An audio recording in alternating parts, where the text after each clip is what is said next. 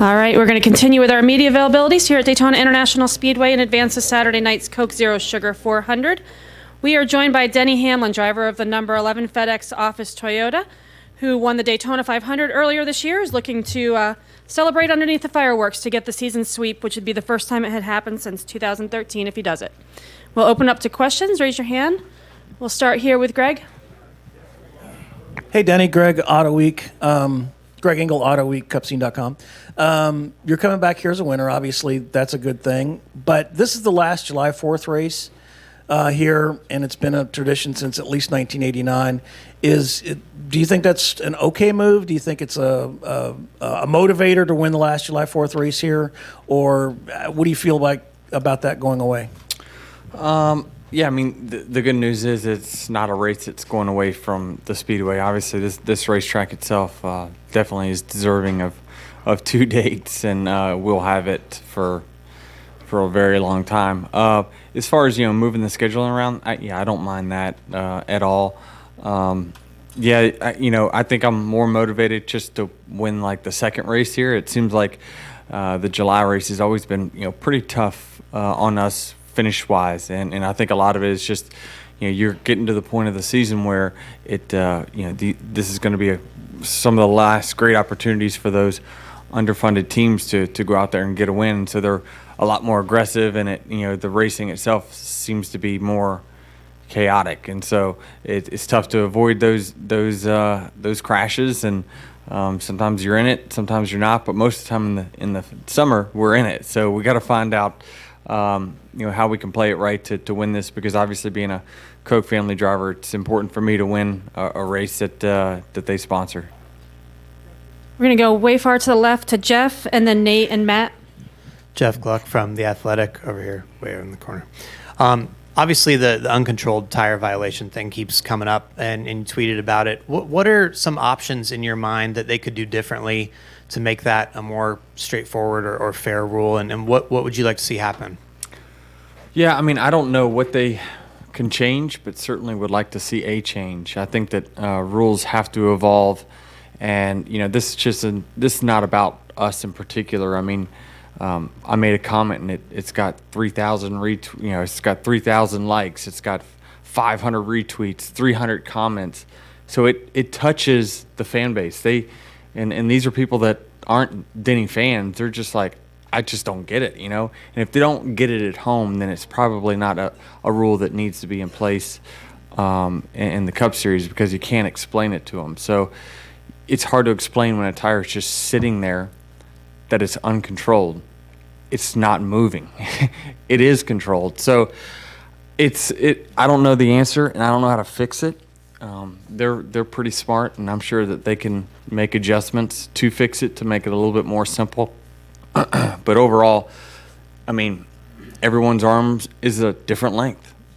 So, I mean, what is an arm's length? Do they have some kind of technology that says, okay, this distance from the tire changer to the tire is more than an arm's length, and they can pull a measuring out and they can measure that? I don't know, but that's just too much. Too many rules, too many things that can get, change the outcome of a race. And we had earned our spot up front. I mean, that's the crappy part about it, is we earned our position up there, and then you got to go to the back. And then in today's racing, it's harder than ever to be able to come back. It's virtually impossible to be able to come back now, no matter how fast your car is, because everyone's running so much wide open throttles. So it changes your race. It changes where you're going to finish.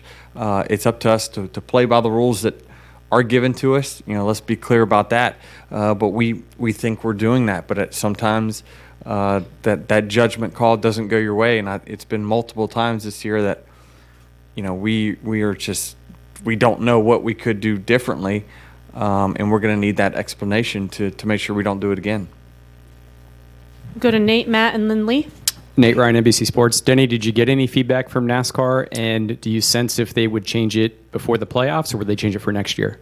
You're going to have to ask them, but I haven't, but I will. We have a meeting with them later on with, team officials, and I think the team officials have, they've showed me in emails what they have prepared of multiple pit stops just from last week that are identical or more egregious than ours, and nothing gets called. So that's where, is it just because they happen to be looking at you get, judged or whatever it may be? It's hard for me to believe that inside the system it flags you when a tire's not moving. It seems like maybe wherever their eyeballs are on that particular stop is who gets, especially looked at. But we have multiple video evidence of other pit stops from other race teams that are identical. You cannot draw a difference between them, and no penalty. So that's my complaint, is that it is a judgment call. It's not black and white. There is no line. That the tire's not on. It's not a line that gets crossed. It is a. It looks like a little more than arm's length. So you'd like to see a change this year? Oh, for sure. I mean, it doesn't affect just us. I mean, there's of the top 10 teams, I'm sure most of them all had these penalties, and they all have been like, what? It's not like their tires. I think an uncontrolled tire is a tire that just goes across pit road, and it's out of control like you've seen in years past. But certainly a tire sitting right there inside your pit box, stagnant, I'm not sure.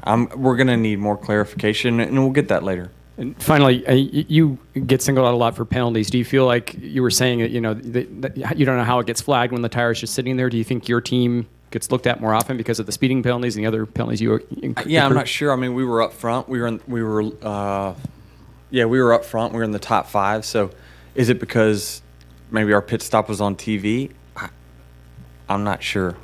We'll get those answers shortly this afternoon. We're going to go to Matt and then Lee. Matt Weaver, Auto Week. You kind of touched on it earlier about what happened once the penalty happened and the struggles to work your way back through the top 20, top 15. You finished 15th.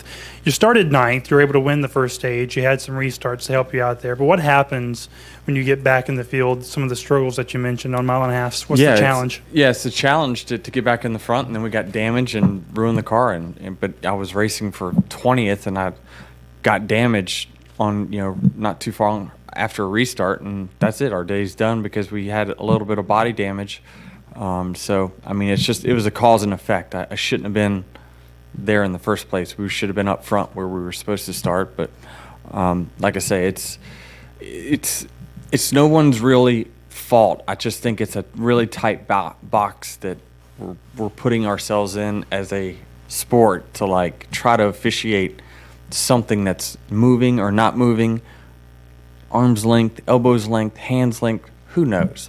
It's just, sometimes there's just too much. Go to Lee.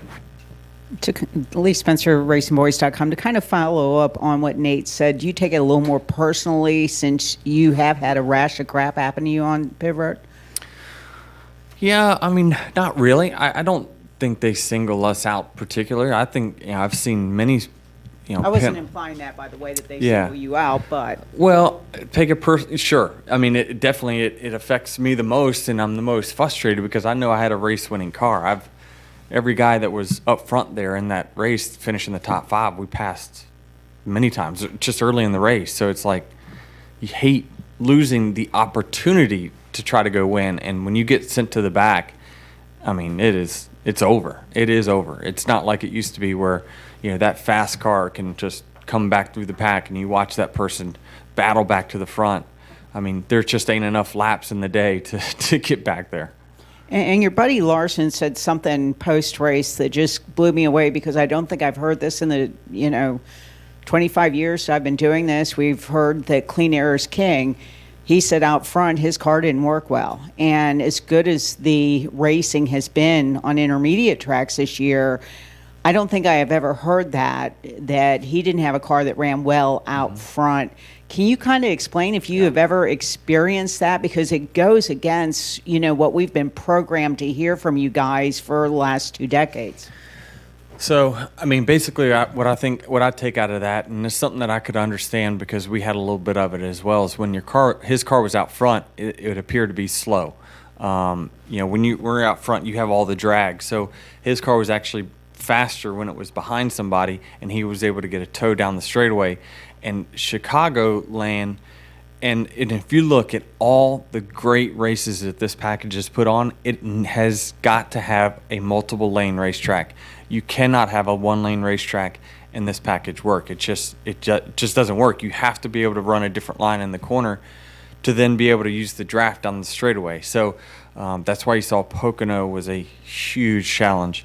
Indy will be a tremendous challenge for this package, but we have great racetracks for it too. I mean, like I said, I think the mile and a half definitely have been better this year. So it's just a matter of, can we move around to get out of that wake in the corners so we can make up the ground in the straightaways. And I think for him, the reason he's saying his car is not good out front is it must have been just too slow by itself. And I think he qualified not very good, which means it probably had more drag and it was slower. So he was struggling to hold off faster cars behind him.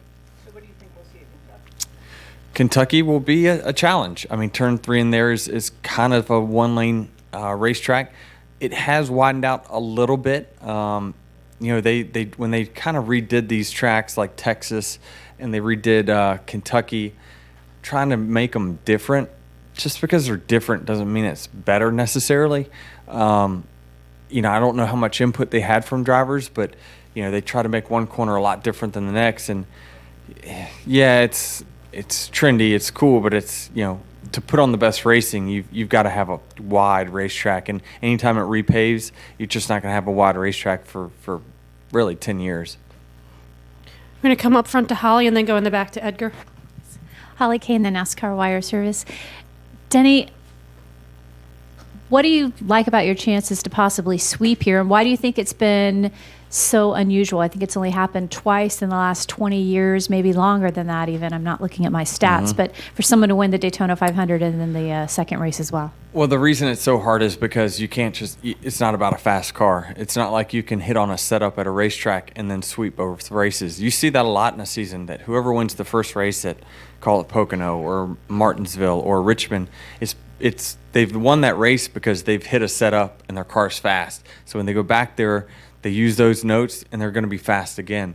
At Daytona, it's not setup driven. It is strategery that you really have to make yourself a great race car driver here. It is just putting yourself in the right position at the right time and avoiding the wrecks. And those two, it's hard enough to win one because of all the variables, much less win two in the same season at the same racetrack.